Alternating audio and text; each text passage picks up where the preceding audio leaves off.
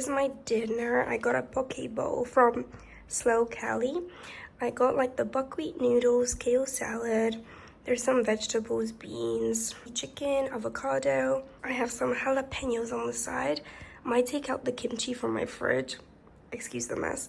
And I'm having some water because I feel very thirsty. And I'm watching Glee. Season 3, episode 9.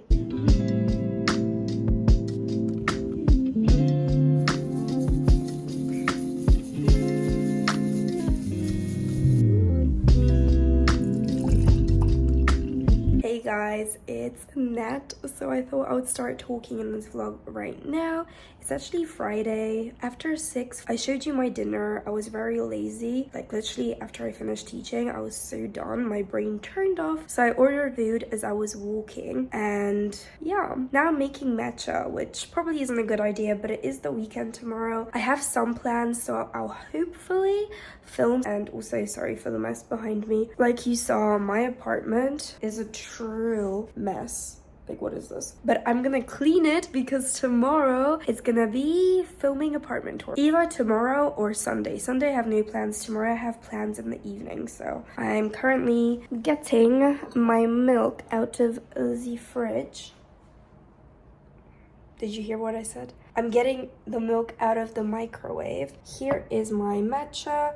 I'm gonna mix it up with the milk and then drink it. And then after I drink it, I'm gonna do an upper body workout, of course. And when I work out, I watch Glee. I'm always in this room. But you'll see my apartment when it's nice and clean. Haha.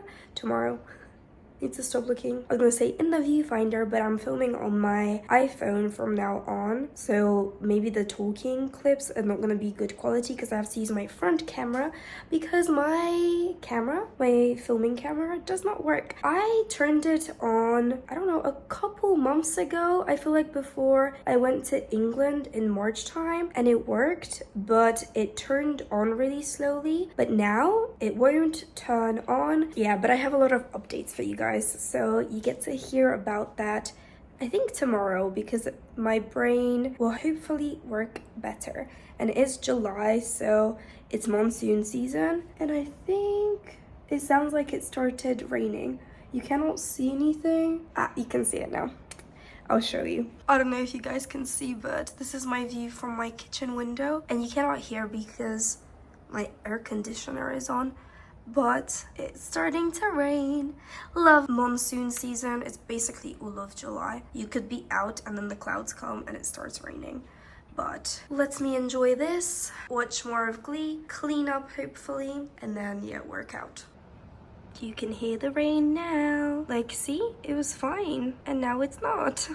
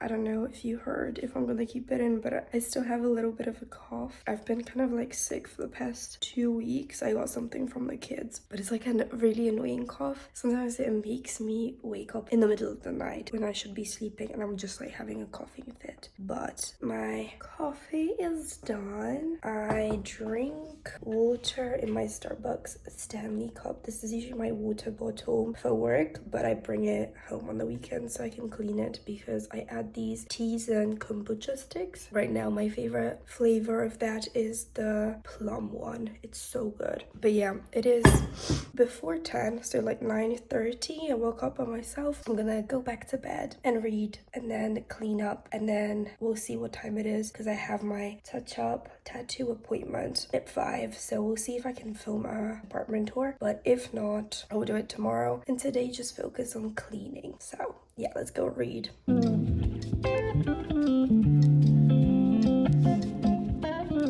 So guys, I'm currently reading The Death Watcher by Chris Carter, one of my favorite thriller crime writers.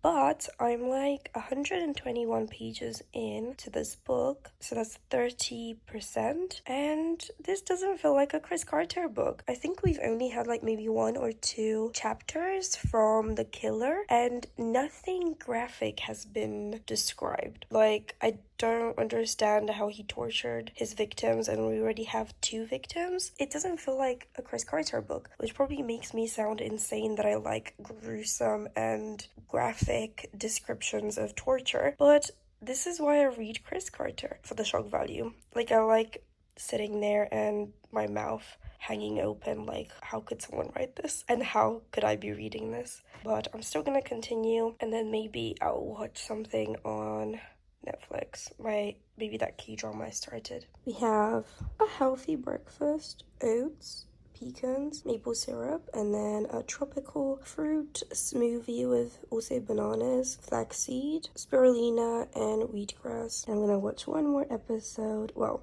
I say one more. Episode 2 of Welcome to Samdalri. And then I'm gonna go do my chores. So guys, just about to leave. I watched another episode of the show I'm watching, but this is my outfit, my favorite top from Machinsa, I think.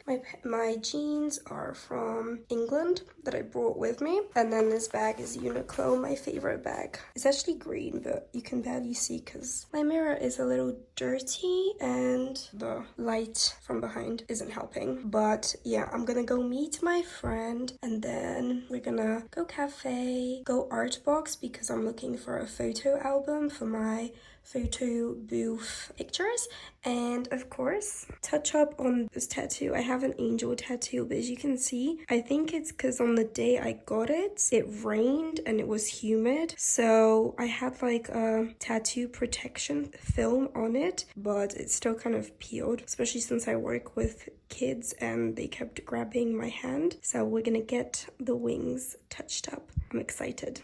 Let's go, because I'm late. Or actually, my friend is early. Let's go.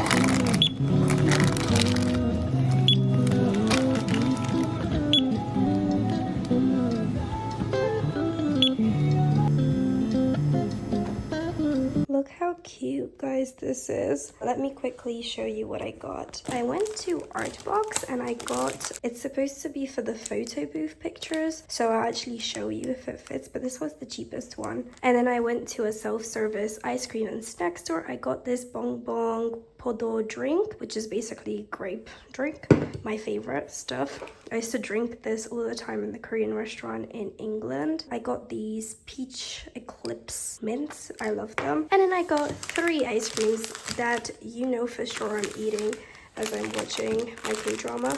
Melona, which is melon ice cream, passion fruit, and I don't remember trying this watermelon, but I love the passion fruit one. This one's really good, the peach one, but I couldn't find it. So, oh yeah, I also got 3 midliners. I'm trying to buy all the colors I want before I leave Korea because midliners are expensive if you want to buy them in England, because you can only buy them, I think, on Amazon or eBay, and they're quite pricey. And then Liu, my tattoo artist, I will leave a link to him down below. He's really lovely. I recommend him. He's really nice. But this goo stuff that you put on your tattoo, I have to keep this on for like 24 hours. But yeah, let me get changed because my plan is to clean the bathroom, so tomorrow I can film an apartment tour. Like right now it's too dark, but it's pretty clean. I cleaned it this morning too. So yeah, let's watch arcade drama because it's so good.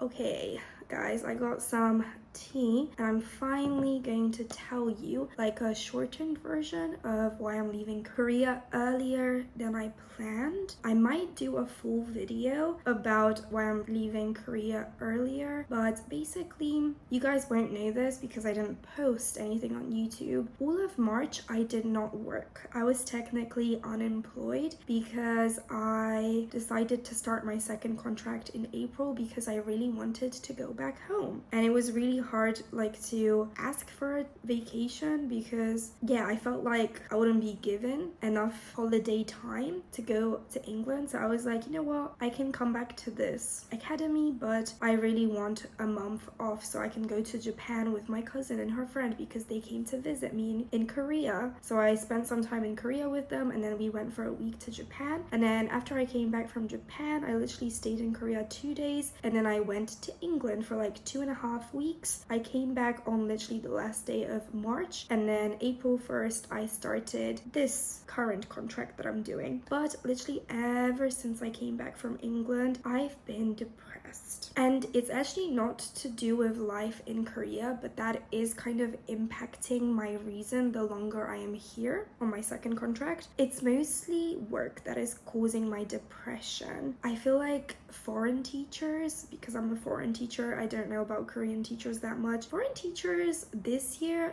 don't get told anything. So I feel like I don't know what's happening. I cannot do my job properly because I'm not being told things ahead of time, or I'm not given enough information at work, which really sucks because again, since I'm not being told anything, I feel underappreciated. I feel like I do a lot of work out of like the goodness of my heart. I also do it because I want to be good at everything I do. So I over prep and I do extra stuff, like I'm always ahead on my lesson plans that I need to do, but I just feel really underappreciated. And I should have known this from the first contract that this was going to continue, but I had my hopes and my dreams that work was gonna get easier. And also ever since I've been back, like there have been so many situations that could have been handled at work differently. Of course I won't get into them because I don't want to, but I just don't like how my work has dealt with these situations, and it makes me like wonder what kind of working environment I am, that I feel very depressed. And also I've noticed I really wanted this year for me to finally realize that I do want to be a teacher and I want to go back home to England and get my teaching certificate, teaching degree, whatever it's called. But actually ever since being back, I don't think being a teacher is for me. So I don't know if I'm enjoying teaching anymore,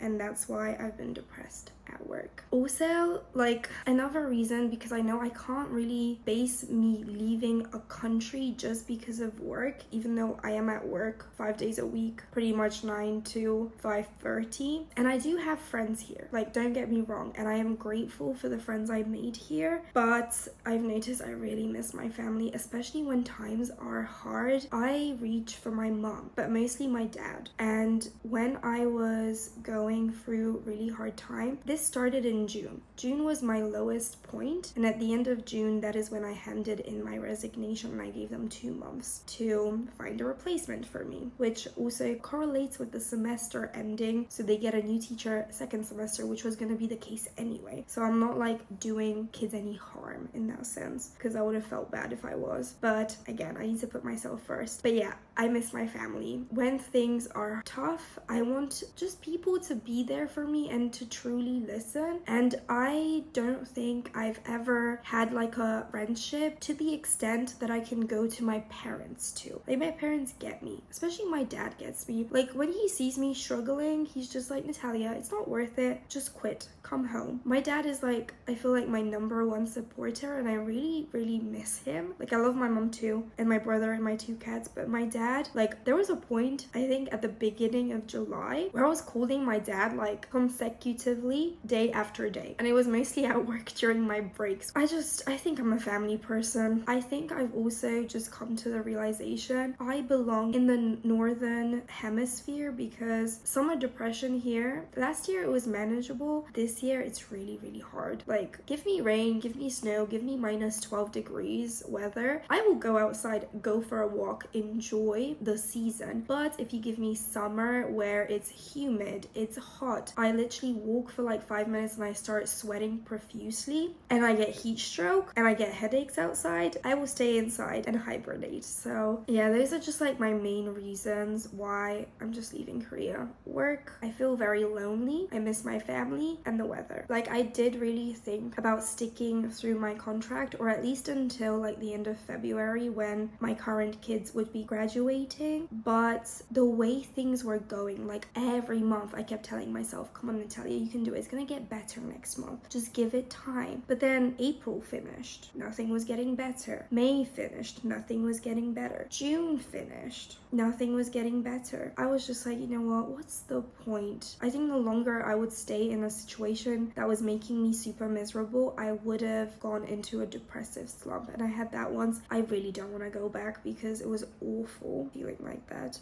So yeah, that is when I was like, you know what, I'm going back home to England, because in Korea, if you want to leave your job without finishing your contract and they know you want to stay in Korea, it's really hard. So I'm like, I'm not gonna make things difficult. If I don't feel like I'm enjoying teaching and I also miss my family, just go back to home to England. So yeah, that is pretty much the gist of why I'm leaving Korea earlier than planned. Let me know if you guys want more details, because there are definitely more details I can go into in a separate video, like a whole video dedicated to it. I can even touch up more on these points that I made. But yeah, I know it kind of sucks because I really wanted to live here for over 2 years actually, but I only made it a year and a half pretty much. So that is basically the gist, and I hope you guys enjoyed listening to my little rant. I think this will be like the end of the vlog, and then you can watch the next vlog after I post it, of course. But yeah, thanks guys for listening to me, and I hope you like enjoy the rest of the vlogs that are set in Korea. So yeah,